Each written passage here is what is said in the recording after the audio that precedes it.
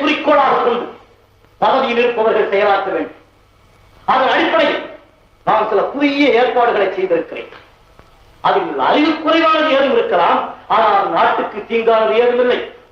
அதாவது நமது நாட்டை 4 பகுதிகளாக பிரித்து தகுதி வாய்ந்த நல்லடம் 4 அதன் பொறுப்புகளை ஒப்படைக்கலாம் என்று முடிவு செய்திருக்கிறேன். இதை நீங்கள் மனப்பூர்வமாக ஏற்றுக்கொள்ள வேண்டும் என்று தாழ்மையோடு கேட்டுக்கொள்கிறேன். முதலாவதாக வடக்கு பகுதி எடுத்துக்கொள்வோம். என்றும் எதிரிகளின் படையெடுப்புக்கு இலக்கான பகுதி பழங்கொழிக்கும் செல்வ சிறப்புடையது.